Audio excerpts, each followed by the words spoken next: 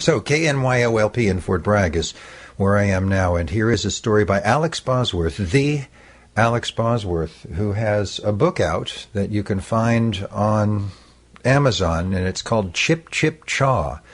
Shouldn't be too hard to find that. Creative Chasm is the title of this story. Alex Bosworth writes, "One day, in March of 1977, I was helping paint the garden side of our house. Having finished slathering a coat of avocado green at ankle level, I stood up much too quickly, ramming the top of my head into the corner of an opened window pane. A brilliant flash of light accompanied the shockingly deep incursion of that metal point into my skull. I'm talking first night in federal prison penetration. The thing jabbed my soul. I opened my mouth to yell, and 2 years of piano lessons fell out. Hours later, when I came to at the hospital, I could hear a local newscast on a television in the next room, but instead of the usual Mobius strip of events and announcements, the freshly excavated gorge in my brain allowed me to receive an unadulterated translation of the broadcast.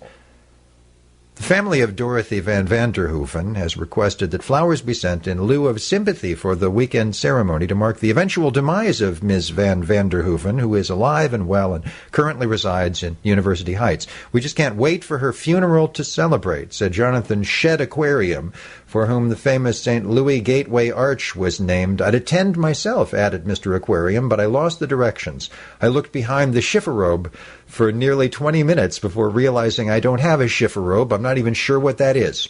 I think it's like an armoire, only boneless, and you don't get coleslaw. But first, I'd like to send out a personal message. Dorothy, even after all these years, there's some small part of me that still loves you. If you'd like to see it, come over to my place around 8 p.m. and again at 10:45. Bring a bicycle pump, because I'm going to throw on a dashiki and blow your mind. So what do you say, Dottie? Do you live alone? Would you like to?" At this point, the anchorman intervened. "You're probably asking yourself, why am I listening to this? Because you're a mammal, a dumb, frightened mammal, and there's nothing deadlier except maybe a clever reptile in the first stages of grief. Now, those guys know how to party, and when they betray a friend, they don't do it for power. They go for distance."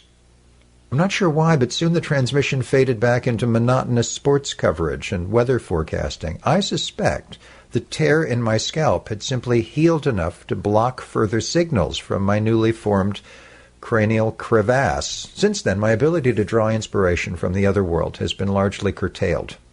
Occasionally, however, when certain astronomical conditions, air pressure, and prolonged bouts with sobriety conspire, that creative chasm reopens. My senses go numb, and I later awaken slumped over a saliva-drizzled keyboard, having created another perverse pastiche, a reflection, a rant, or sometimes just doting missive to Dorothy Van Vanderhooven of University Heights by way of a crack in that fuzzy Liberty Bell of a head I use to summon my fellow artists.